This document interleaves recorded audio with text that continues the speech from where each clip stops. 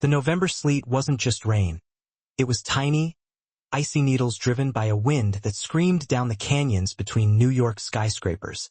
It found every gap in Marissa Kelly's worn-out jacket, every tear in her flimsy gloves. Each breath she took was a painful, freezing gasp. Below her, the pedals of her beat-up bicycle protested with a metallic groan, the chain coated in a nasty mix of grime and icy water. Just one more delivery, she told herself, the words a silent mantra against the rhythm of her chattering teeth. One more and you can pay the rent for tomorrow. But it wasn't just the rent looming over her. It was the phone call from an hour ago. The voice on the other end, low and gravelly, like a predator toying with its prey. The clock was ticking. Marissa, your father's debt didn't disappear with him. We know where your brother goes to school. The threat hung in the frigid air, heavier than the storm clouds overhead. Her father, a ghost who had gambled away their lives, had left her to grapple with his demons. Her phone buzzed, the screen a cruel, bright rectangle against the gloom. It was a message from her dispatch manager.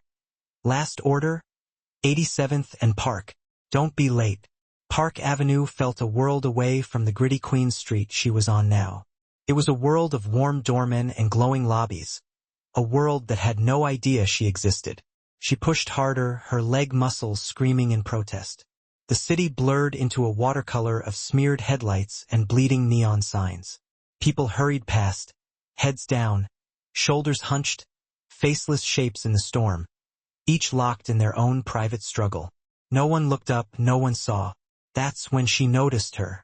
At the edge of a desolate bus stop, its plastic shelter cracked and useless, stood an old woman. She wore a fine wool coat, but it was unbuttoned, offering no protection against the biting wind. Her silver hair was soaked, plastered to her pale skin. She was staring into the street, her eyes vacant, lost in a fog. Marissa recognized it not as mere confusion, but as something deeper, a place beyond the storm.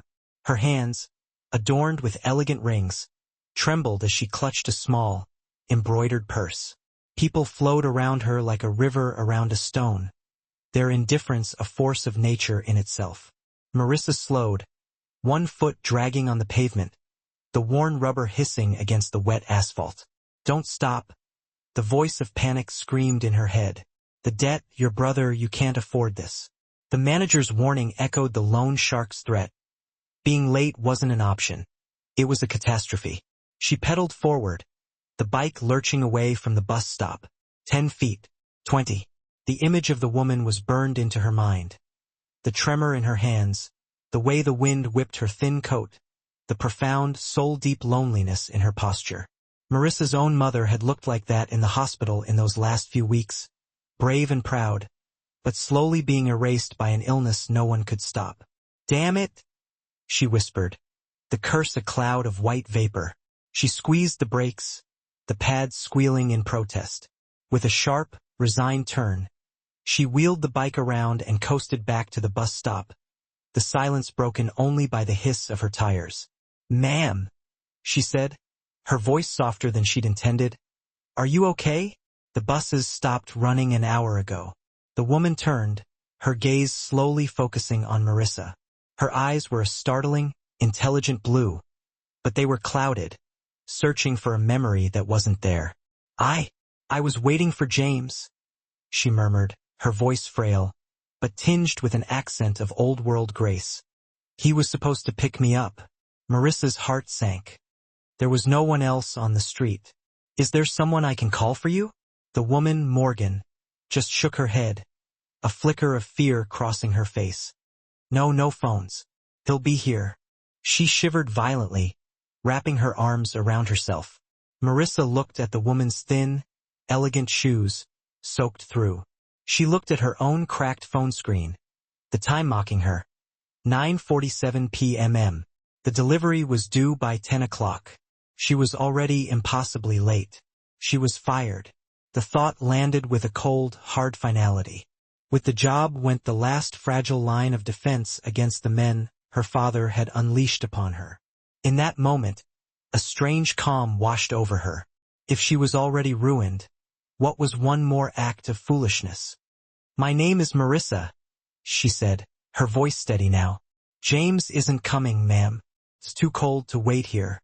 I'm going to take you home." Morgan looked at her, then at the rickety bicycle. A flicker of her former, sharper self surfaced. On that contraption, Marissa managed a small, tired smile. "It's not a carriage, but it's warmer than standing still. There's a rack on the back. It's stronger than it looks." She took off her own thin but dry scarf. "Here."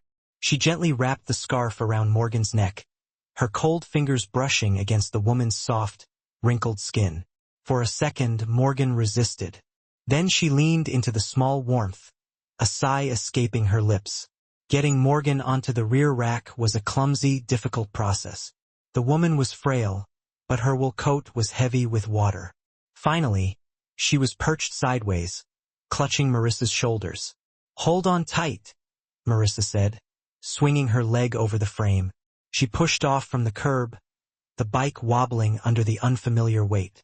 Her muscles, already exhausted, screamed as she began to pedal into the teeth of the wind. The delivery bag, containing a stranger's forgotten dinner, thumped against her back, a reminder of the job she had just lost. Behind her, she could feel the delicate, trembling weight of the old woman, a stranger who had just cost her everything. And yet, as she pedaled into the freezing darkness, Marissa didn't feel regret. She just felt the strain in her legs and the steady, trusting weight on her back. The ride was a brutal crawl through a city that had surrendered to the night. The further they moved into the Upper East Side, the quieter the streets became. Here, the storm didn't feel desperate. It felt elegant, dusting the awnings of silent brownstones and the skeletal branches of trees in private gardens. It was Dominic Caravelli's world, though Marissa didn't know it. Dominic stood behind the bulletproof glass of his penthouse, staring down at the city. He wasn't seeing the beauty. He was seeing a grid of threats and territories. The phone was still pressed to his ear, the voice of his second-in-command, Marco, crackling on the line. "They found evidence of the leak, Dom." It was Sal. "He's been feeding information to the Albanians for months." Dominic's jaw tightened. Salvatore, his father's man, a relic from the old days.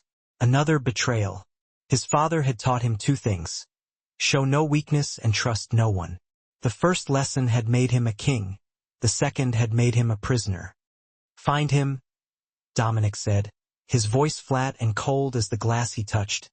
"And find out what he told them." And then, Marco asked the question hanging with unspoken violence. Before Dominic could answer, his private line buzzed. Only one person had that number. He cut Marco off and switched lines. It was Nico, the head of his mother's security detail, his voice tight with panic. "Sir, it's your mother. She's gone again." The carefully constructed ice around Dominic's heart cracked. A cold, familiar dread washed over him. The one feeling he couldn't control, couldn't threaten, couldn't kill: impotence. "How?" Dominic's voice was dangerously quiet. "I have 12 men watching that house." "How did she get out?" "She was in the garden, sir. She must have slipped through the old service gate. We're searching the perimeter now. We think she's been gone less than an hour. An hour in the storm." Dominic's knuckles were white as he gripped the phone. His mother, the sharp, proud woman who had once commanded rooms with a single glance, was now wandering the frozen streets, her mind a beautiful, broken labyrinth. "Every car, every man," Dominic ordered, his voice a low growl. "Find her now." He hung up, the silence of the penthouse pressing in on him. He looked out at the city again, but now he saw it through her eyes, a terrifying maze of confusing lights and threatening shadows. He was the most powerful man in the city, yet he couldn't protect his own mother from the thief inside her mind. The rage and fear were a toxic cocktail in his gut. Whoever found her, whoever was with her, would face his wrath first and his questions later. The world was a dangerous place, and kindness was a currency he no longer believed in. Meanwhile, Marissa was fighting her own battle. Her lungs burned, and her thighs were on fire. The address Morgan had given her in a moment of lucidity, a grand old number on Fifth Avenue, seemed impossibly far. The bike's chain slipped, and for a terrifying second, they almost went down. "Are you all right back there, Morgan?" Marissa gasped, her voice strained. "It's cold, dear," Morgan whispered, her head resting against Marissa's back. "James always told me to wear a hat." The simple, domestic memory felt so out of place in their desperate situation. "We're almost there," Marissa lied, more for herself than for the woman clinging to her. She pedaled on, block after brutal block. She passed restaurants with warm, golden light spilling onto the pavement, laughter echoing from within. She saw couples huddled under awnings, sharing umbrellas. Each scene of warmth and connection was a small twist of the knife. She was out here, frozen and alone with a stranger, pedaling toward a future that had just gone dark. Finally, she saw it. A massive limestone mansion set back from the street behind a formidable wrought iron fence. A single warm light shone from an upper window. "Is this it?" Marissa asked, her breath catching in her throat. Morgan didn't answer, her silence heavy, exhausted. Marissa coasted to the gate, her entire body trembling with cold and exertion. She gently helped Morgan off the bike, steadying the frail woman as her legs wobbled. She leaned Morgan against the cold bars of the gate and pressed the buzzer on the intercom. For a moment, nothing happened. Then a voice, sharp and suspicious, crackled through the speaker. "Who is it?" "My name is Marissa Kelly. I found a woman who says she lives here. Her name is Morgan." There was a pause. Then the voice said, "Stay right there. Don't move." Suddenly, the world exploded in light. Floodlights from the mansion roof blazed to life, turning the snow-swept street as bright as day. Headlights from inside the gate pinned her in their glare. Men in dark suits poured out from the house, their movements swift and professional. They moved with a purpose that terrified her. In seconds, she was surrounded. The cold, hard barrels of guns pointed at her from all directions. Marissa froze, her hands instinctively shooting up in the air, her heart hammering against her ribs, a wild bird trapped in a cage. She had stumbled out of one nightmare and straight into another. A black armored SUV that had been parked in the circular driveway rolled silently forward. The back door opened, and a man emerged.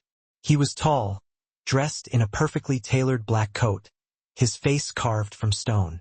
Even from a distance, in the blinding glare of the lights, Marissa could feel the sheer, suffocating force of his presence. His eyes, cold and dark, scanned his mother, then locked onto her. It was Dominic Caravelli, and his expression was not one of gratitude. It was one of pure, animalistic fury. Dominic walked toward her, each step deliberate and heavy, the snow crunching under his expensive leather shoes. The rage radiating from him was a palpable thing, more chilling than the wind. His men held their positions, a silent, disciplined wolf pack waiting for the order from their alpha. He stopped a few feet from her, his gaze sweeping over her worn-out jacket, her shivering frame, her old, battered bike. It was a look of instant dismissal, of contempt. He saw not a savior, but a piece of street trash who had dared to touch what was his. "Who are you?" he asked, his voice a low, dangerous rumble. I'm Marissa. I found her at the bus stop. She was lost." Marissa's voice trembled, but she met his gaze, refusing to be completely intimidated. Dominic ignored her explanation. He turned to one of his men. "Get my mother inside. Call Dr. Alistair now." Two men moved forward, gently taking Morgan's arms. In a moment of clarity, Morgan looked from Dominic to Marissa, her brow furrowed. "She was kind, Dominic," she said, her voice surprisingly firm. "This girl, she has a warm heart." Dominic's expression didn't soften. He watched until his mother was safely inside the house. Then his attention snapped back to Marissa. The full, terrifying weight of it felt like a physical blow. "What do you want?" he said, the words clipped. "Money? What? No." Marissa was stunned. "I don't want anything. I was just trying to help." He let out a short, humorless laugh. "Nobody helps for free. How much?" From inside his coat, he pulled out a thick money clip. With a flick of his thumb, He peeled off a wad of $100 bills. It was more money than Marissa had seen in her entire life. He held it out not as an offer, but as a transaction, an insult. Something inside Marissa snapped. The fear, the cold, the exhaustion. It all burned away, replaced by a white-hot surge of indignation. She had lost her job, her home, her last shred of hope tonight, all because she had chosen to do the right thing. And this man, this cold, arrogant prince in his castle, thought he could dismiss her humanity with a handful of cash. She looked at the money, then back at his stony face. With a movement so fast it surprised even herself, she slapped his hand away. The wad of bills scattered, falling like dead leaves onto the white snow. The silence that followed was absolute. The wind seemed to hold its breath. Dominic's men tensed, their knuckles white on their weapons. No one touched Dominic Caravelli. No one. Dominic stared at her, his dark eyes narrowed. For the first time, the fury in them was replaced by something else. Shock, disbelief. He looked down at the money littering the pristine snow, then back up at the defiant girl shivering in front of him. She was cold, Marissa said, her voice shaking, but clear and strong. She was scared, and no one was stopping. Not you, not your 12 men, not anyone. I brought her home. I don't need your money to know I did the right thing. She turned her back on him, on the guns, on the mansion. She walked over to her rusty bicycle, her movements stiff. She fully expected a bullet in her back or a hand to grab her shoulder and throw her to the ground. Instead, there was only that deafening silence. She swung her leg over the bike, her hands trembling too much to properly grip the handlebars at first. She took a deep, shuddering breath and prepared to pedal away, back into the storm, back to a life that had just hit rock bottom. Wait, the word was a command, not a request. Stopped her cold. She turned slowly. Dominic hadn't moved. He was still staring at her, but his expression had changed. The hard, contemptuous mask had cracked, revealing something complex and unreadable beneath. He looked at her not as a nuisance, but as an anomaly, a puzzle he couldn't immediately solve. The front door of the mansion opened again. A man in a suit, Nico, the head of security, hurried out, holding a small silver object. "Sir," Nico said, his voice urgent as he approached Dominic. He held up the object. It was a GPS tracker designed to look like a brooch, which Morgan was supposed to be wearing at all times. The device was damaged. "It looks like it was shorted out by the water. That's why we couldn't get a signal." Dominic took the brooch, his thumb tracing its delicate, useless design. All his technology, all his power had failed him, and this girl with nothing but a bicycle and a threadbare scarf had succeeded. He looked back at Marissa, who was watching, her face pale in the harsh glare of the floodlights. He saw the exhaustion etched around her eyes, the raw redness of her knuckles from the cold. He saw the fierce, unbroken pride that had made her throw his money back in his face. He had built his empire on the belief that everyone had a price, that every action was driven by self-interest. This girl, in the span of 5 minutes, had shattered that belief. She didn't fit into his world. She made no sense, and that, more than anything, intrigued him. "My mother said you were kind," he said, the words feeling foreign on his tongue. He took a step toward her. "She is not often wrong about people." He bent down and, to the utter astonishment of his men, began picking up the scattered $100 bills from the snow. He didn't look at Marissa as he did it. He moved slowly, deliberately, as if performing a ritual of retraction. When he had gathered them all, he straightened up and tucked the money clip back into his coat. The gesture was clear. The transaction was canceled. A different kind of interaction was beginning. "You're freezing," he stated, a simple observation, but his tone had changed. It was no longer an accusation but a fact that seemed to trouble him. "Come inside, get warm." Marissa hesitated, her hand still gripping her bicycle. Entering that house felt like crossing a line, stepping into a world she didn't belong in and couldn't escape. "It's not a request," Dominic said, but the threat was gone, replaced by a quiet insistence. My mother will want to thank you properly when she's settled. It would be disrespectful to refuse. He was giving her a reason, a polite fiction to bridge the gap between their two worlds. She looked from his unreadable face to the warm, glowing windows of the mansion. The alternative was pedaling back into the sleet to a locked apartment and a life in ruins.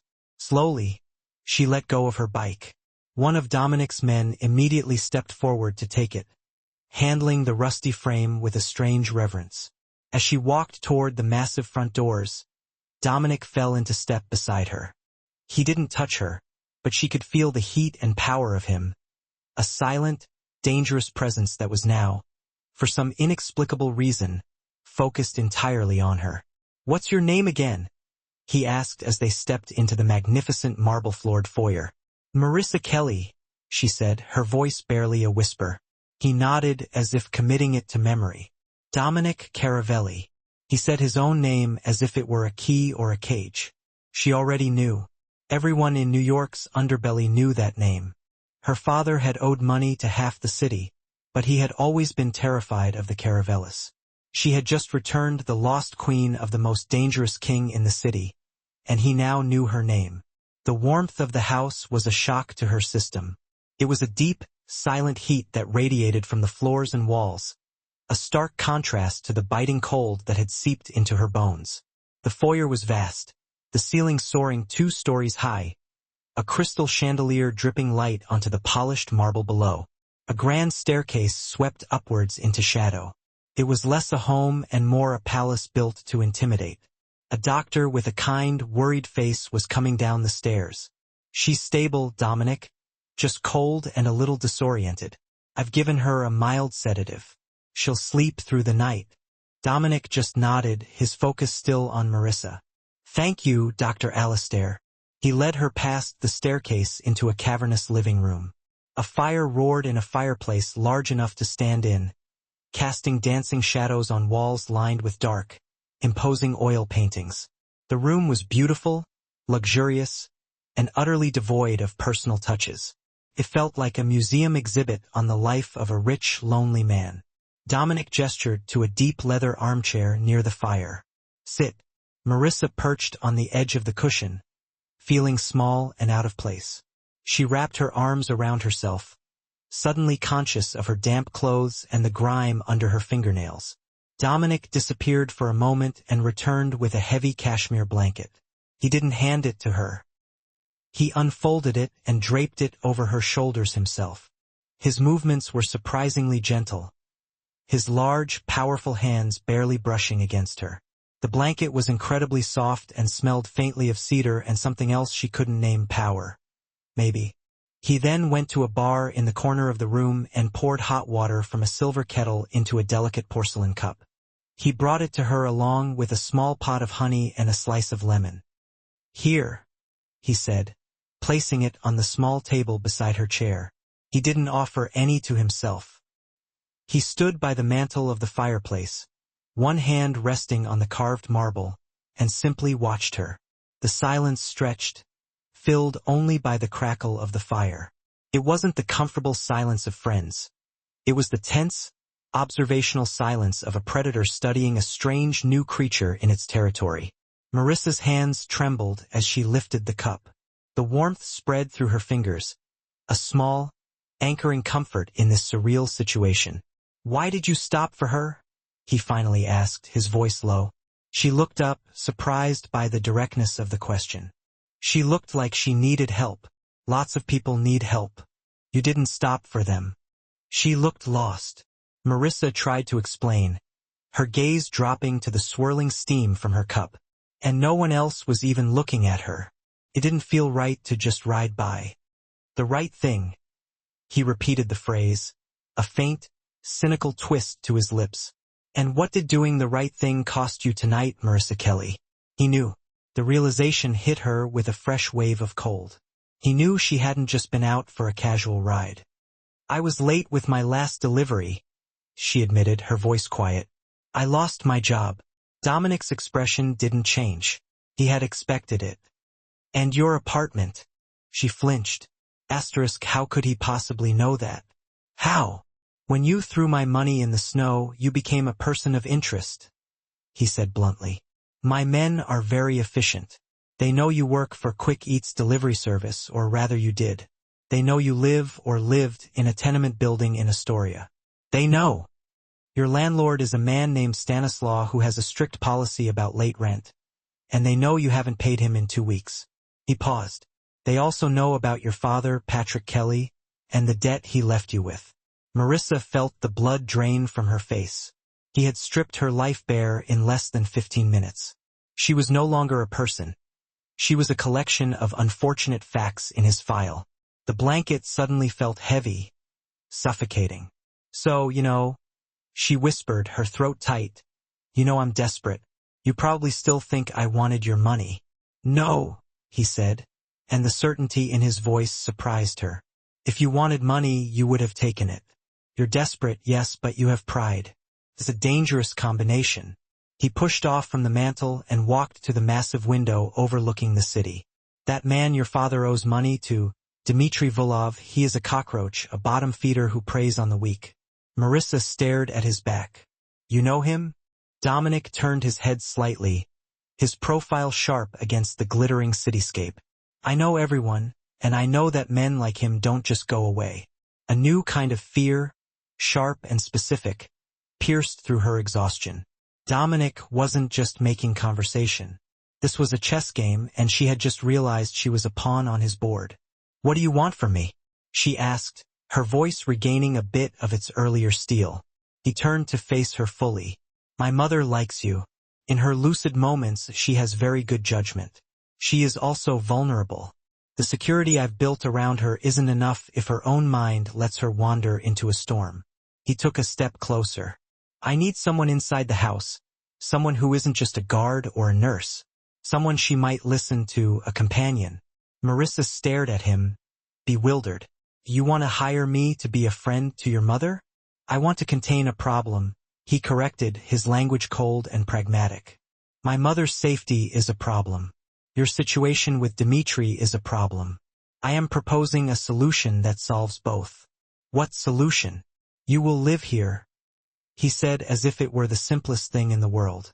In this house you will have a room, food, security. Your only job will be to spend time with my mother. Be there when she wakes up, read to her, talk to her, and make sure she doesn't walk out into a blizzard again. In return, I will handle Dmitry Volov. Your father's debt will be erased. Your brother will be untouched. You will be safe. The offer was staggering. It was a lifeline thrown into the abyss, but it was a lifeline thrown by the devil himself. To live in this house, under this man's roof, under his control. Why? She asked, the question a whisper. Why would you do all that for a stranger? Dominic walked back to the fireplace, staring into the flames. Last night, I lost my mother. All the money, all the men in the world couldn't find her. You, a girl with nothing on a broken bicycle, brought her home. He looked at her then, and for a fleeting second she saw past the cold facade to the raw frustration and fear beneath. It's not because you did the right thing. It's because you did the impossible thing that makes you valuable. He saw her as an asset, a tool, a solution. It was a cold, brutal logic she could almost understand better than charity. I'm not one of your possessions, she said quietly. No, he agreed, a flicker of something like respect in his eyes. You are not. You will be an employee, and you will be protected as such. That is the deal, or you can walk back out that door into the storm and face the cockroaches alone. He left the choice hanging in the air, confident in his assessment of her desperation. He was right. She had no choice. But as she looked at him, a powerful, dangerous man offering her a gilded cage, she knew that accepting his help would be a different kind of danger altogether. Okay. She heard herself say the word, feeling like a surrender and a declaration of war all at once. I'll stay. A small, almost imperceptible nod was his only reaction. Good. Nico will show you to your room. We will discuss the details in the morning. He turned back to the fire, dismissing her. The audience was over. As Marissa followed the silent security man up the grand staircase, she clutched the cashmere blanket around her. It was warm and safe, But she knew with a certainty that chilled her to the bone that she had just traded one kind of prison for another. The room Nico led her to was not a guest room. It was a suite. It was decorated in soft creams and blues with a 4-poster bed, a small sitting area with a fireplace, and French doors leading to a private balcony that overlooked a snow-covered garden. It was larger than the entire apartment she and her brother had shared. On the bed, someone had laid out a set of new clothes. A simple cashmere sweater, soft wool pants, and socks. Everything was of the highest quality, and everything was in her size. The efficiency was chilling. While she had been shivering by the fire, Dominic's machine had been at work assessing her, learning her, and preparing for her assimilation. Mr. Caravelli had these sent over, Nico said, his voice impassive. There is a bathroom through that door. If you require anything, there is an intercom on the wall. He gestured to a small, discreet panel near the bed. Mrs. Caravelli's suite is at the end of this hall. She will likely sleep until late morning. With a curt nod, he left, the door clicking shut behind him with a soft, final sound. Marissa was alone. She walked to the massive window and looked down. The city glittered below, a sea of diamonds. She was now floating above, utterly disconnected from. She thought of her brother, safe for now at a friend's house, unaware of how their world had just been upended. She would have to call him to invent some story about a new job, a live-in position that was too good to pass up. The lies were already beginning. The first few days were a study in surreal quiet. Marissa saw Dominic only at night. He would return late, a shadow moving through the silent house, and disappear into his own wing. They never spoke. Her instructions came through Nico or the head housekeeper, a stern but fair woman named Elena. Her job was simple: to be a presence. She would have breakfast with Morgan, who was often bright and lucid in the mornings. They would talk about the garden or Morgan's childhood in Italy. In these moments, Marissa could see the woman Dominic was so desperate to protect, sharp, witty, with a painter's eye for color and light. But as the day wore on, the fog would roll in.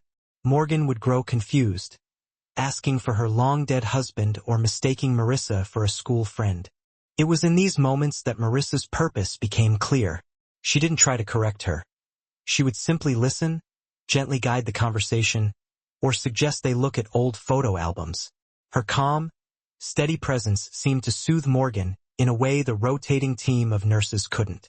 One afternoon, Marissa found Morgan standing on the balcony of her suite, staring out at the snow, a single tear tracing a path down her wrinkled cheek. "It's all white," Morgan whispered, clutching a small framed photograph. He loved the snow. Marissa came to stand beside her. The photo was of a handsome, smiling man, Dominic's father. "He had a beautiful smile," Marissa said softly. Morgan looked at her, her eyes suddenly sharp. "He broke my heart, and he broke my son." She looked back out at the snow. "Dominic, he built these walls so high he forgot how to open the door." The moment of clarity passed as quickly as it came, but the words stayed with Marissa. She was beginning to see the ghost that haunted this house. Not just the looming threat of the outside world, but the internal prisons the Caravellis had built for themselves. That evening, the quiet was shattered. Marissa was in the library, a magnificent 2-story room filled with the scent of old paper and leather, trying to find a book on Italian art for Morgan. She was on a rolling ladder, reaching for a high shelf, when she heard the voices from the hallway. It was Dominic and Marco, his second in command. They hadn't seen her. "The Albanians are making another move," Marco said, his voice low and tense. "They hit one of our warehouses in Red Hook. It's a direct response to what you did to us." It was a message. Dominic's voice was cold. "And they will receive one in return. They're getting bold, Dom. Rumors are spreading. They say you're distracted, that you have a new liability." Marissa froze, her hand hovering over a book. A liability. That's what she was. The girl. Marco pressed on. "People are talking. Bringing a civilian into the house, it's a risk. They'll see her as a weakness, a target." "She is not a target." Dominic's voice was lethally quiet. "She is under my protection. Anyone who thinks otherwise will learn the difference between a rumor and an obituary." Is that clear? Clear, Dom. But, there is no but, Dominic cut him off. Handle the warehouse. Double the security on this house. And Marco, stop talking about things that do not concern you. The footsteps faded down the hall. Marissa stayed on the ladder, her body trembling. The conversation had confirmed her worst fears. Her presence here wasn't just a strange arrangement. It was a danger both to herself and to him.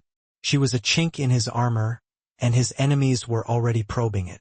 Later that night, she couldn't sleep. She walked the silent halls, the moonlight striping the marble floors. She found herself in the main living room where the fire had been reduced to glowing embers. A shape moved in the darkness by the window. It was Dominic. He was standing in the shadows, looking out at the city, a glass of amber liquid in his hand. He didn't seem surprised to see her. "You should be asleep," he said without turning around. "So should you," she countered, her voice quiet. He took a slow sip from his glass. "I have things on my mind." "I heard you," she said, deciding not to pretend. "In the library about me being a liability." He turned then, his face half in shadow, unreadable. "Marco speaks out of turn. But he's right, isn't he?" Marissa took a step closer, her fear eclipsed by a need for honesty. "I don't belong here. My being here puts you and your mother in danger." "My mother is safer with you here than she has been in years," he stated. It was not a compliment. It was a fact. But at what cost? What happens when your enemies decide I'm the easiest way to get to you? Then they will have made a fatal miscalculation, he said, his voice dropping to a low growl. The sheer violence simmering beneath the surface was terrifying. "I don't want to be the cause of a war," she whispered, her hands clenching into fists. "I can't live like this, waiting for something terrible to happen." He put his glass down and closed the distance between them in 2 long silent strides. He stopped directly in front of her, so close she could feel the heat from his body. He was so tall he seemed to block out the rest of the world. "You think you can just walk away?" he asked, his voice a low murmur. "Go back to your life? Dimitri is still out there. The moment you step outside that gate without my protection, you're dead. Your brother is dead. Do you understand?" The brutal truth of his words hit her like a slap. She was trapped. "So what am I supposed to do?"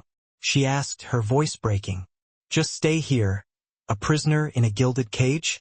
His eyes softened for a fraction of a second. He reached out, his fingers brushing a stray strand of hair from her cheek. His touch was unexpectedly gentle, sending a jolt of electricity through her. "I made a deal," he said, his voice barely a whisper. "I promised you would be safe. I don't break my promises. You promised to handle the man my father owed money to," she challenged, finding her courage. "You didn't promise to own me." A muscle feathered in his jaw. "Is that what you think this is?" "I don't know what this is," she admitted. "It's too much. I can't." Before she could finish, the soft chime of an intercom echoed through the room. It was the alert from Morgan's suite. Dominic's attention snapped away, his professional mask falling back into place. He went to the wall panel and pressed the button. "Yes?" A nurse's frantic voice came through the speaker. "Sir, it's Mrs. Caravelli. She's having a nightmare.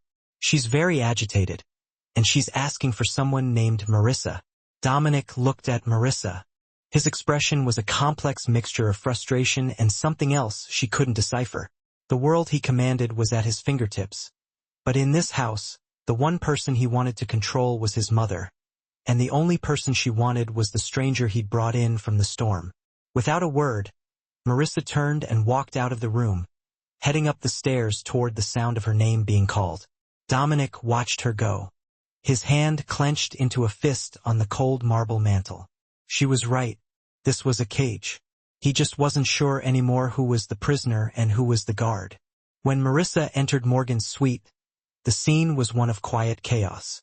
2 nurses were trying to soothe the old woman who was sitting up in bed, her eyes wide with a terror that saw things no one else could. She was clutching the sheets, muttering a name over and over. "James, James, don't leave me. Mrs. Caravelli, it's all right. You're safe," the nurse said, her voice strained with professional patience. But Morgan wasn't listening. Marissa walked slowly to the bedside. "Morgan," she said softly. The old woman's frantic gaze landed on her, and the fear in her eyes lessened just a fraction. "They're coming," Morgan whispered, gripping Marissa's arm. Her hand was surprisingly strong. "You have to hide." "Who's coming?" Marissa asked gently, sitting on the edge of the bed. "The shadows," Morgan said, her voice dropping. "They took James." Marissa didn't know who James was, the husband, the father, but she knew the fear was real. Instead of arguing, she entered Morgan's world. "It's okay," she said, taking the woman's trembling hands in her own. "I'm here. I won't let the shadows get you." She began to hum, a simple, nameless tune that her own mother used to hum when Marissa was a child, scared of thunderstorms. She smoothed the hair back from Morgan's forehead, her touch light and steady. Slowly, the frantic energy in the room began to dissipate. The tension in Morgan's shoulders eased, and her breathing deepened.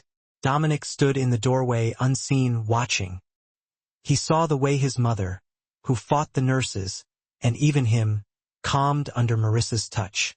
He saw a tenderness he hadn't witnessed in this house for years. Marissa wasn't following a protocol. She was offering genuine comfort, a quiet island of peace in the storm of his mother's mind. The nurses backed away, relieved, and after a few more minutes, Morgan's eyes fluttered closed, her hands still loosely holding Marissa's. Marissa stayed until she was sure Morgan was deeply asleep. When she finally stood and turned, she saw Dominic still in the doorway, his expression unreadable. He simply nodded and walked away, leaving her in the silent, moonlit room. This became their new normal. Dominic kept his distance, but he was always watching. He had cameras throughout the house, and he would often find himself pausing his work to watch the silent feed from the garden or the library where Marissa would be sitting with his mother. He saw Marissa patiently listening to the same rambling stories again and again. He saw her reading aloud from books of poetry. He saw her bring a small injured bird she found in the garden inside, making a splint for its wing with a matchstick and a strip of cloth. Each act of quiet compassion was a mystery to him. She did it when no one was watching, when there was nothing to be gained. It was simply who she was. The liability was becoming the only source of light in his cold, dark home. His enemies, however, saw things differently. The whispers in the underworld grew louder. Dominic Caravelli, the shark, the man who had torn his own family apart to consolidate power after his father's betrayal, was going soft. The girl was the reason. She was his weakness. The attack came on a Tuesday. Dominic was across town in a tense meeting with the heads of the other families. A meeting he couldn't miss. He had left Nico and a double shift of his best men at the house. He thought they were safe. Marissa and Morgan were in the solarium, a glass-walled room filled with orchids. Morgan was having a good day. She was painting, her hands surprisingly steady as she mixed watercolors on a palette, telling Marissa a story about a trip to Lake Como she'd taken as a young woman. The first sound was a soft, muffled thump from the grounds below, like a heavy bag of sand being dropped. Marissa frowned. What was that? Before anyone could answer, the glass wall of the solarium exploded inward. The world dissolved into a storm of shattering glass and concussive force. The sound was deafening. Marissa reacted on pure instinct, throwing herself over Morgan, trying to shield the older woman with her own body as the room was sprayed with deadly shards. Men in black tactical gear were swarming in from the garden, moving with brutal efficiency. Nico and his men were caught by surprise, and a fierce close-quarters gunfight erupted in the halls. The air filled with the sharp cordite smell of gunfire and the screams of dying men. Marissa, her ears ringing, tried to pull Morgan under the heavy oak table. "We have to hide," she screamed over the din. But Morgan was frozen, her eyes wide, staring at the chaos. The shock seemed to have jolted her into a strange, hyper-lucid state. She saw one of the intruders leveling his weapon at Marissa's back. In that split second, the fierce protective matriarch she had once been roared back to life. With a strength no one thought she still possessed, Morgan shoved Marissa hard, pushing her out of the line of fire. "No!" Morgan cried out. A gunshot cracked through the air, sharp and final. Marissa felt a spray of warmth across her face. She looked up in horror. Morgan was standing over her for a second, a look of surprise on her face before she crumpled to the floor. A dark crimson stain was spreading rapidly across the front of her white dress. Time seemed to stop. The sounds of the gunfight faded into a dull roar in Marissa's ears. All she could see was Morgan lying on the floor, the fallen watercolor palette mixing with her blood on the white tiles, creating a grotesque, abstract painting. A primal scream tore from Marissa's throat. She scrambled to Morgan's side, pressing her hands against the wound, a useless gesture against the torrent of blood. "No, no, no, Morgan. Stay with me," she begged, tears streaming down her face, mixing with the blood on her cheek. Morgan's eyes fluttered, trying to focus on her. She reached up a trembling hand and touched Marissa's face. "My brave girl," she whispered, a faint, sad smile on her lips. Then her hand fell, and her eyes went vacant. The remaining intruders, hearing approaching sirens, began to retreat. The gunfight subsided. The silence that fell was more terrible than the noise. It was a silence filled with death and loss. Marissa didn't move. She just knelt there covered in the blood of the woman she had tried to protect. Her world shattered for the second time in as many months. When Dominic burst into the room minutes later, that was the scene that greeted him. His men, dead or wounded, littered the halls. And in the center of the ruined solarium, the girl he had brought into his home was cradling his mother's lifeless body, her shoulders shaking with silent, racking sobs. He stopped dead. The air left his lungs. For a moment, he was not Dominic Caravelli, the feared mob boss. He was just a son staring at his worst nightmare made real. He looked at his mother, at the blood, at Marissa's grief-stricken face, and then something inside him broke. The ice that had encased his heart for 2 decades didn't just crack. It vaporized. All that was left was a core of pure, incandescent rage, the kind of rage that burns worlds to the ground. He turned to Marco, who had followed him in, his face pale with shock.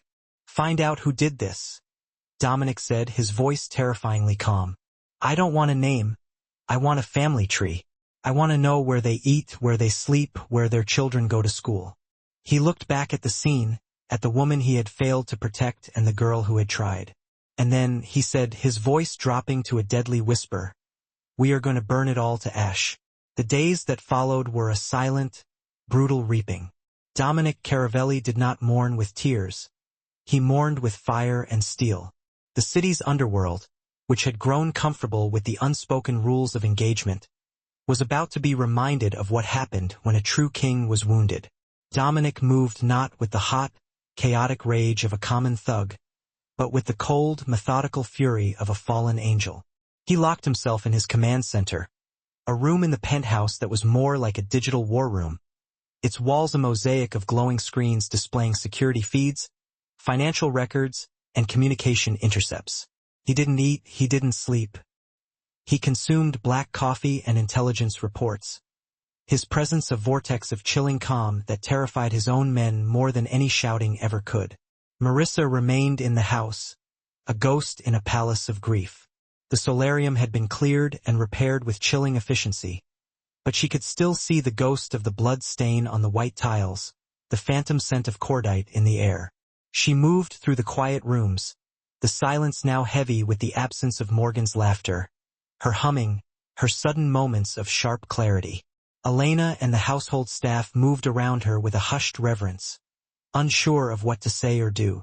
Stanislaw, Marissa's landlord, possessed a stringent policy concerning overdue rent, and he was acutely aware of her 2-week delinquency.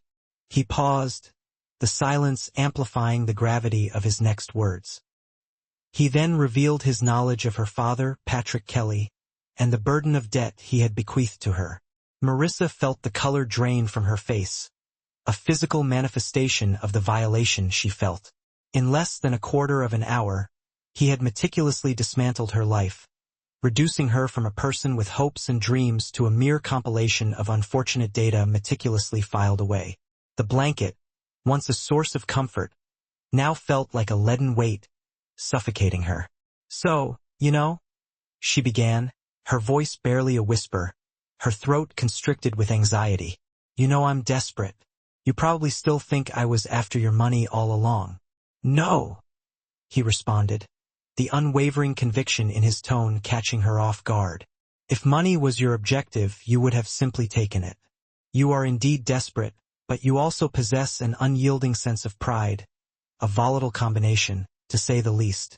With a deliberate motion, he pushed himself away from the intricately carved mantelpiece and strode towards the expansive window, its vast pane offering a panoramic vista of the city sprawling beneath them. "Dmitry Volov, the man to whom your father incurred this debt, is nothing more than a cockroach, a scavenging parasite that preys on the vulnerable and the weak." Marissa could only stare at his back, his broad shoulders a silhouette against the glittering cityscape. "You know him?" she finally managed to ask.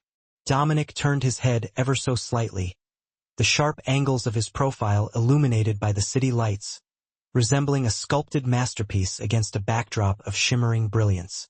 "I know everyone, Marissa, and I am acutely aware that men like Volov do not simply vanish into thin air." A new, more insidious form of dread began to creep in, sharp and distinct, cutting through the thick fog of exhaustion that had been clouding her mind. It became painfully clear that Dominic wasn't simply engaging in idle conversation. This was a meticulously orchestrated chess match, and she had just come to the unsettling realization that she was nothing more than a pawn on his elaborate game board. "What is it that you want from me?" she finally asked, her voice regaining a semblance of the steel it had possessed earlier, a fragile defense against the overwhelming sense of vulnerability. He turned to face her fully, his gaze unwavering and intense. "My mother has taken a liking to you. In her rare moments of lucidity, she possesses a remarkable capacity for judgment. However, she is also profoundly vulnerable, and the security measures I have implemented, no matter how extensive, are insufficient should her own mind lead her astray, out into the treacherous storm that rages within." He took a deliberate step closer, closing the distance between them. "I require someone within this house, someone who is more than just a mere guard or a dutiful nurse. I need someone to whom she might actually listen, a companion, a friend." Marissa stared at him, a mixture of disbelief and confusion swirling within her. "You're offering me a job? To be a friend to your mother?" she stammered. "I am seeking to contain a potentially disastrous situation," he corrected her, his words precise and devoid of any sentimentality. "My mother's safety and well-being are paramount concerns. Your predicament with Dmitry Volov presents another significant challenge. I am proposing a solution that effectively addresses both of these pressing issues." "What solution are you suggesting?" she asked, her heart pounding in her chest. "You will reside here within the confines of this house," he stated as if it were the most natural and straightforward proposition in the world. "You will have your own private room, ample food, and comprehensive security. Your sole responsibility will be to spend time with my mother, to be present when she awakens, to engage her in conversation, read to her, and ensure that she does not wander out into another blizzard. In exchange for this, I will resolve the matter of Dmitry Volov and the debt incurred by your father. Your father's debt will be completely forgiven. Your brother will remain unharmed, and you will be guaranteed safety and protection." The offer was staggering, a veritable lifeline thrown into the seemingly bottomless abyss of her despair. However, she couldn't shake the feeling that it was a lifeline extended by the devil himself.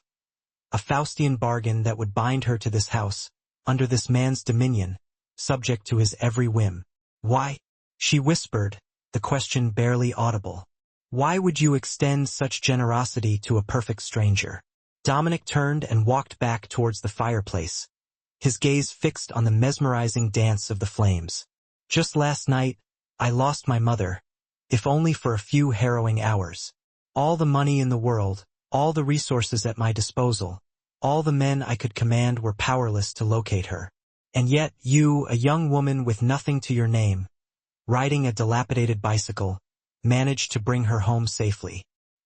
He finally turned to face her, and for the briefest of moments, She caught a glimpse of something beyond the carefully constructed facade of cold indifference. Raw, unadulterated frustration and fear. It's not simply because you performed a good deed, but rather because you accomplished the seemingly impossible. That is what makes you valuable to me. He viewed her as nothing more than a tool, an asset to be exploited, a solution to be deployed. It was a chillingly pragmatic logic, one that she found almost easier to comprehend than a simple act of charity. "I refuse to be treated as one of your possessions," she asserted, her voice barely above a murmur, but imbued with a surprising strength. "No," he readily agreed, a flicker of something akin to respect momentarily illuminating his eyes. "You will not be treated as such. You will be an employee, afforded all the rights and protections that entails. That is the essence of the arrangement, or you are free to walk out of that door right now, back into the storm, and face those cockroaches on your own." He left the choice hanging in the air between them, his confidence unwavering, based on his assessment of her dire situation. He was correct. She was trapped. But as she looked at him, this powerful, enigmatic man offering her a gilded cage, she understood with stark clarity that accepting his offer would plunge her into a different, perhaps even more perilous, kind of danger. "Okay," she heard herself say, the word sounding like both a capitulation and a defiant declaration of war. "I'll stay." A barely perceptible nod was his only response, betraying none of his inner thoughts. "Good. Nico will escort you to your room. We can discuss the finer details of our arrangement in the morning." He turned his back to her, his attention once again fixed on the dancing flames, effectively dismissing her. The audience was over. As Marissa followed the silent security guard up the grand staircase, she clutched the soft cashmere blanket tightly around her. It offered a sense of warmth and security, but she knew with a chilling certainty that she had merely exchanged one form of captivity for another, trading the harsh realities of the streets for the gilded confines of this opulent prison. The room to which Nico led her was not merely a guest room. It was a luxurious suite, lavishly appointed in soothing shades of cream and blue. A magnificent four-poster bed dominated the space, complemented by a cozy sitting area complete with a crackling fireplace. French doors opened onto a private balcony, offering a breathtaking vista of a snow-covered garden, its pristine beauty a stark contrast to the urban decay she had left behind. The sheer size of the suite dwarfed the cramped apartment she had shared with her brother, making her feel both awestruck and strangely uneasy. Upon the bed lay a carefully arranged ensemble of new clothing. A simple yet elegant cashmere sweater, soft, impeccably tailored wool pants, and a pair of plush socks. Everything was of the highest quality, and, even more disconcertingly, everything was perfectly sized to fit her. The chilling efficiency of it all sent a shiver down her spine. While she had been huddled by the fire, shivering and apprehensive, Dominic's well-oiled machine had been relentlessly at work, assessing her, analyzing her, and preparing for her seamless assimilation into his world. "Mr. Caravelli personally arranged for these to be delivered," Nico stated, his voice as devoid of emotion as his expression. "The bathroom is located through that door. Should you require anything at all, there is an intercom system located on the wall." He gestured towards a small, discreet panel positioned near the bed. "Mrs. Caravelli's suite is located at the far end of this hallway. It is likely that she will remain asleep until late in the morning." With a curt nod of his head, he turned and departed, the heavy door clicking shut behind him with a soft, almost final sound that seemed to echo the finality of her decision. Marissa was now completely alone. She walked slowly towards the expansive window and gazed down at the city below. It glittered like a vast, inverted sea of diamonds, a dazzling spectacle that served only to emphasize her isolation. She felt as though she were floating high above it all, completely disconnected from her former life. She thought of her brother, safely ensconced at a friend's house for the night, blissfully unaware of the seismic shift that had just occurred in their world.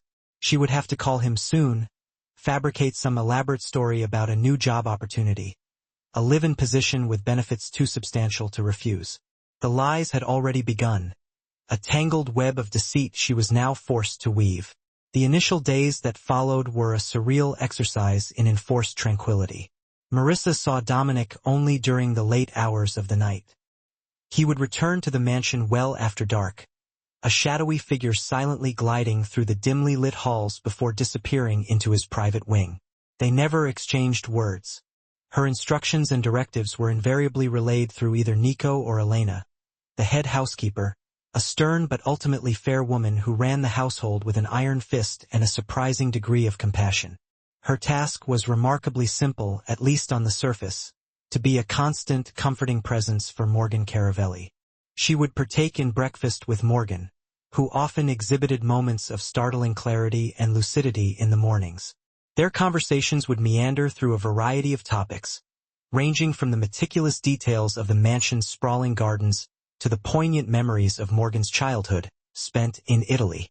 During these fleeting moments of lucidity, Marissa glimpsed the remarkable woman Dominic was so desperately trying to shield from harm.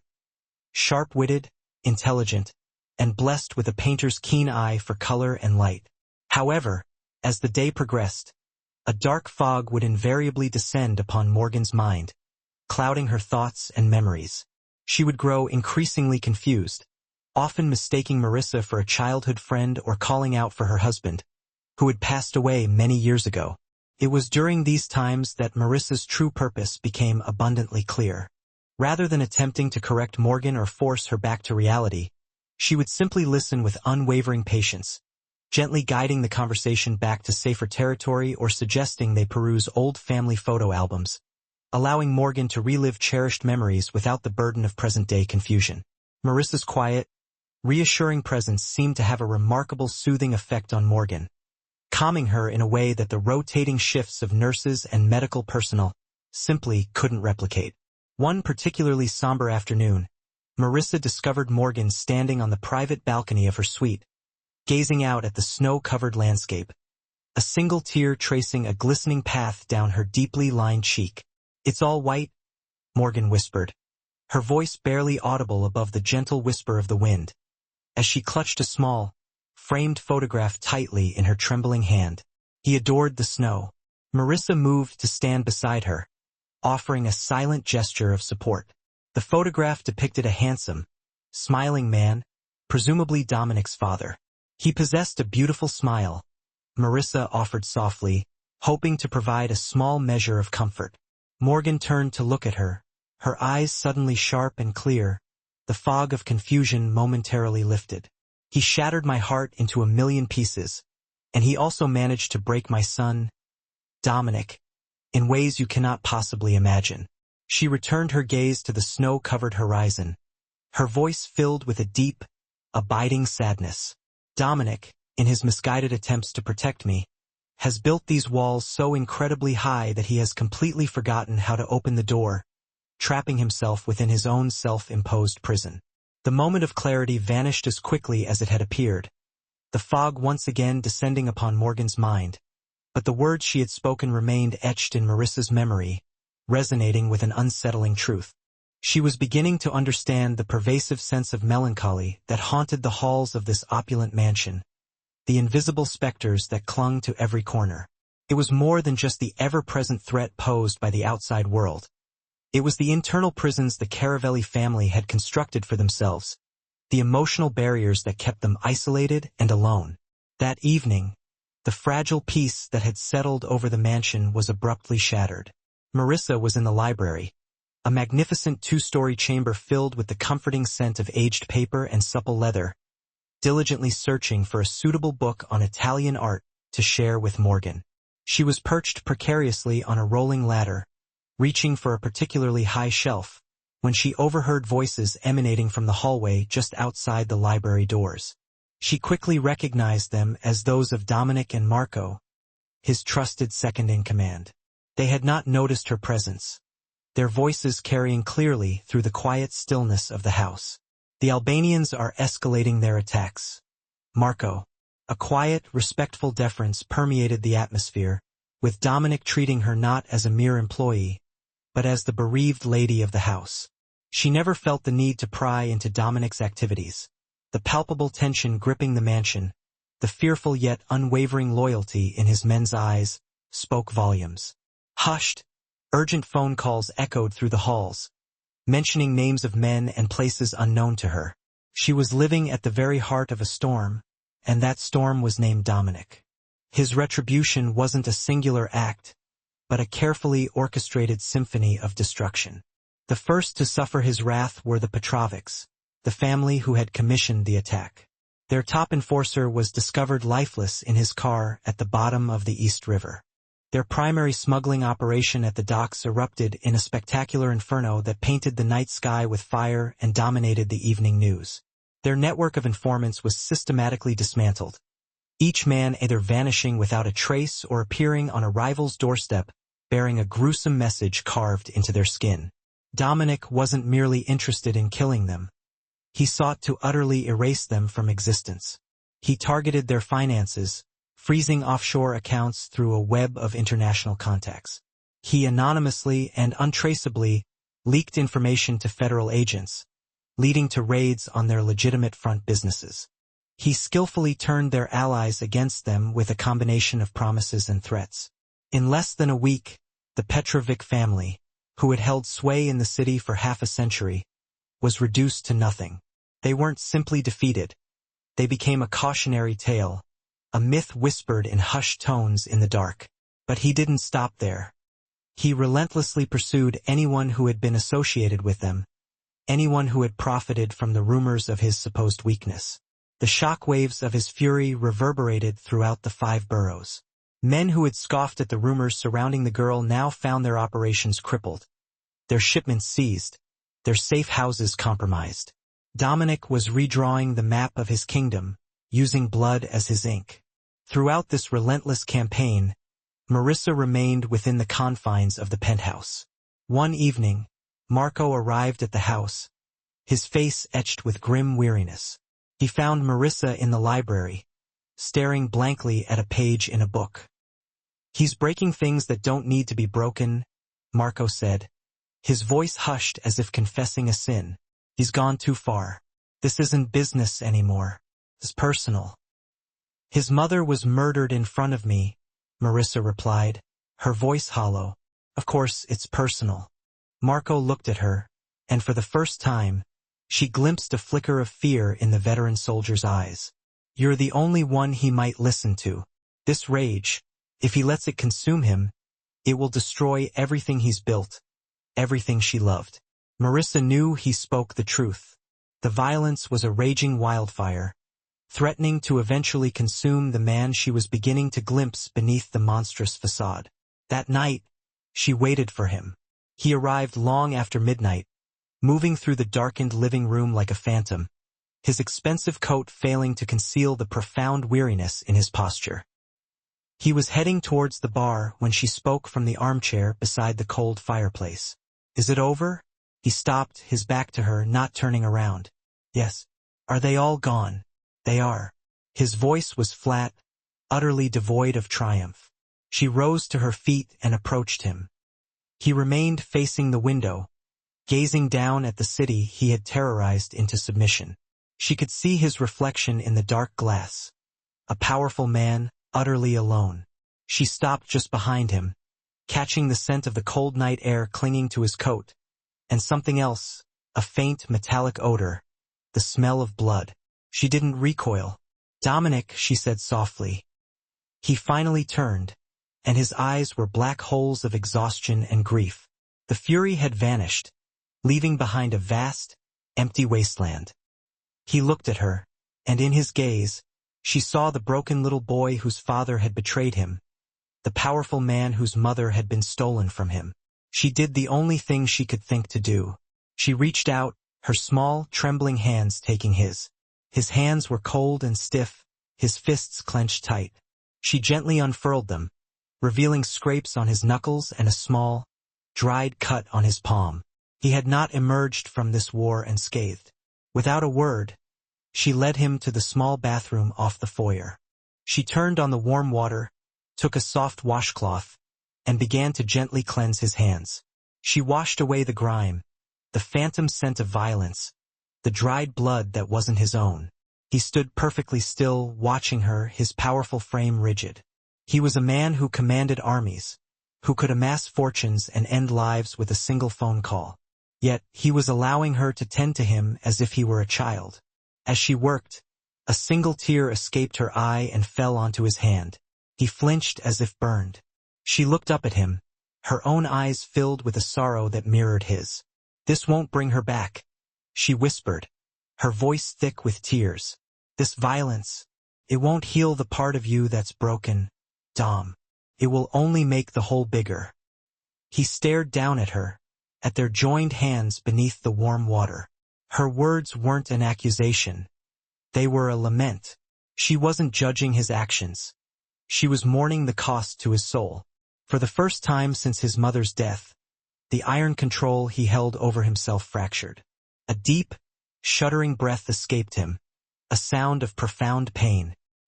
He leaned forward, resting his forehead against hers, his eyes squeezed shut. The great Dominic Caravelli, the king of New York's underworld, was leaning on her for support. "I don't know any other way," he confessed, his voice a raw, broken whisper against her skin. "I'll show you," she answered, her hands closing firmly around his. "We'll find it together." In the silent marble bathroom, surrounded by the ghosts of his violent world, the war outside finally ended, and a new, quieter, and far more difficult battle, the one for his own soul, had just begun. The weeks following Dominic's vengeful storm were unervingly quiet. The city's underworld was licking its wounds, whispering his name with a renewed and profound terror. The balance of power had been brutally restored. But within the penthouse, the silence was one of healing, not of fear. Dominic's war had purged his immediate need for vengeance, but Marissa's words had planted a different seed in its place. "It won't heal you," the thought echoed in his quiet moments. He embarked on a different kind of campaign, executed with the same ruthless efficiency, but with a new purpose. First, he addressed Marissa's past. He didn't burden her with the details. One morning, she simply received a plain envelope containing a single sheet of paper marked "Paid in Full" from an anonymous holding company. Along with all the original loan documents her father had signed with Dmitry Volov, stamped "Cancelled and Void." The cockroaches had been swept away. 2 days later, a trust was established in her brother's name, an anonymous scholarship that would cover his education at any university he chose. When she attempted to thank him, he cut her off. "It was a loose end," he said, his tone clipped, though his eyes held a softness she was beginning to recognize. "I don't like loose ends." It was his way of saying, "Your burdens are now my burdens." He also began to reshape his own life. He started spending more time at the house, less in the shadowy boardrooms and warehouses that constituted his empire. He delegated the more unsavory aspects of his operations to Marco, with new, stricter rules of engagement. He began exploring legitimate investments, real estate, tech startups, pathways to a future that wasn't paved with blood money. He was doing it not just for himself, but for the possibility of a life with her, a life Morgan would have wanted for him. Marissa, in turn, began to breathe freely again. The constant, gnawing fear of the debt was gone. Knowing her brother was safe and his future secured was a gift so immense she could scarcely comprehend it. The penthouse, once a beautiful prison, started to feel like a sanctuary. She began to infuse the house with life. She reopened the solarium, filling it with new, vibrant flowers. She persuaded Elena, the stoic housekeeper, to teach her some of Morgan's old Italian recipes. Soon, the sterile air of the mansion began to carry the comforting scent of baking bread and fresh basil. She and Dominic fell into a quiet, unspoken rhythm. They would have dinner together most nights, not in the formal dining hall, but in the smaller, cozier breakfast nook overlooking the garden. They talked about everything and nothing, her childhood memories, the books he was reading, the funny things his mother used to say. They were two profoundly lonely people, cautiously learning the language of companionship. One night, as they sat by the fire, Marissa was looking through one of Morgan's old photo albums. She paused at a picture of a young, smiling Dominic standing beside his mother, his arms slung awkwardly around her shoulder. "You look happy here," she said softly. He glanced at the photo, a flicker of a long-lost memory in his eyes. I was before my father. He stopped, the wall going back up.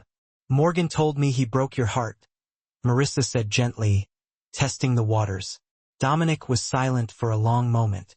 My father taught me that loyalty was a commodity, he said, his voice low and hard. He sold his to the highest bidder and almost destroyed this family. I swore I would never make the same mistake. I would never trust anyone that completely again. So, you trust no one? She asked. He looked at her then, his gaze intense and searching. I am beginning to believe there may be exceptions to the rule. It was the closest he had ever come to a confession, a small crack in the fortress he had built around his heart. A few weeks later, Dominic came home early. He found Marissa in the library, a stack of pamphlets and brochures spread out on the massive desk. What's this? He asked, picking one up. It's for a local community center, a program for at-risk youth. I was just thinking, she began, hesitant but determined, about what you did for my brother. There are so many kids out there like him, like me, who just need one chance, one person to clear a path for them. She looked up at him, her eyes shining with an idea. Morgan was so passionate about art and culture. What if we started a foundation in her name? A real one, something clean, something that builds things instead of breaking them. He looked at the brochures, then at her, at the passion in her face. He saw not a request for money, but a vision for a different kind of legacy, one built on hope instead of fear. He saw a way to honor his mother, a way to channel his power into something that created rather than destroyed. He saw the path she was offering him, the one she had promised to help him find. The Morgan Caravelli Foundation, he said, tasting the words. He nodded slowly. All right, Marissa, let's build something. In that moment, they were no longer a boss and his employee, a protector and his ward. They were partners, equals, two broken people who had found in each other a reason to rebuild. The house was no longer a cage. It was becoming a home. The creation of the Morgan Caravelli Foundation became their shared purpose. It was a new, unfamiliar world for Dominic. Instead of navigating the treacherous currents of the underworld, he was now dealing with lawyers, accountants, and nonprofit charters. He attacked the challenge with his usual intensity, but this time his goal was creation, not domination. Marissa was the heart of the operation. She had a natural, intuitive understanding of what was needed.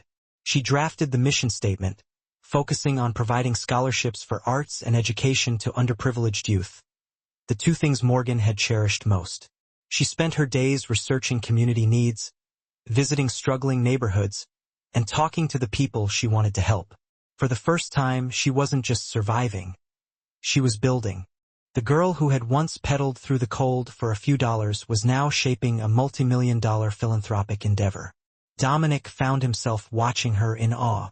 He saw her argue passionately with a board of stuffy lawyers about the importance of an emergency fund for students who couldn't afford a winter coat. He saw her sit on the floor of a rundown community center, patiently helping a teenage boy with his college application. She was fierce and compassionate, practical and idealistic, all at once. She was everything his world was not, and he found he wanted to be a part of hers. The foundation was launched 6 months after Morgan's death. The opening was a quiet affair held at the first community arts center they had funded, a beautifully renovated old warehouse in the Bronx. There were no mobsters, no politicians, just the students, their families, and the community leaders they were there to serve. Dominic stood at the back of the room, uncharacteristically out of the spotlight, watching as Marissa took the stage. She looked radiant, confident, her voice clear and strong as she spoke about Morgan's legacy and the foundation's promise. This foundation isn't about charity, she said, her eyes sweeping over the crowd. It's about investment. It's about believing that talent and heart exist everywhere, and sometimes all they need is a door to be opened. As she spoke, Dominic felt a profound sense of peace, a feeling he hadn't known since he was a boy. This was real power, not the power to take a life, but the power to change one. This was a legacy his mother would have been proud of. This was a legacy he could be proud of. After the ceremony, as the crowd thinned, he found her standing alone, looking at a mural the students had painted on one of the walls. A vibrant, chaotic explosion of color depicting the New York skyline. "You were incredible," he said, his voice soft. She turned, a genuine, happy smile on her face. "We did it, Dom. It's real." "You did it," he corrected. "You gave it a soul." They stood in comfortable silence for a moment, the sounds of the celebration echoing around them. "I don't think I ever properly thanked you," she said, her expression turning serious. "For everything, paying the debt, my brother, this." She gestured around the room. "You saved my life." "No," he said, turning to face her, his gaze intense. "You saved mine." And in the middle of the crowded room, surrounded by the hopeful, vibrant life they had built together, he leaned down and kissed her. It wasn't a kiss of passion or possession, but one of profound gratitude and deep, unspoken emotion. It was a promise. It was a beginning. In that kiss, the last walls around his heart crumbled to dust. The ghost of his father, the pain of his mother's illness, the cold loneliness of his throne. It all faded away, replaced by the simple, undeniable warmth of her lips, the feeling of finally, after a lifetime of searching, being truly home. A year later, the city was the same, but their world had been remade. The Morgan Caravelli Foundation was a resounding success, a beacon of hope in the city's forgotten corners. Marissa was its driving force, a respected figure whose name was synonymous with integrity and genuine change. Dominic, while still the undisputed head of the Caravelli family, had fundamentally altered its trajectory. He had divested from the most violent of his enterprises, channeling his formidable intellect and resources into legitimate businesses that now funded the foundation. His enemies still feared him, but now they also respected him in a new way. He was no longer just a shark, he was an empire builder. Their life together had settled into a rhythm of shared purpose and quiet intimacy. The penthouse was filled with the sound of laughter. They hosted small dinners, not with capos and soldiers, but with artists, teachers, and the students the foundation supported. The house had a soul now. It had her. One crisp November evening, almost exactly 2 years after the night they met, Dominic told Marissa he wanted to take her somewhere. He drove himself in a simple, elegant sedan, not the armored SUV.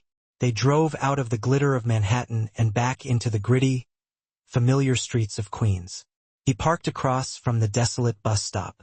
It was still there, the plastic shelter still cracked, the wind cold, carrying the first hint of winter, the same wind that had blown on that fateful night.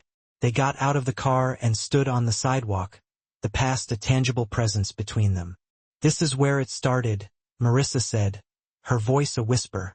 "This is where I got my mother back," Dominic said. "For a little while at least. And where I found you." He opened the trunk of the car. Inside was a brand new bicycle, a beautiful, state-of-the-art touring bike with a deep, elegant midnight blue frame.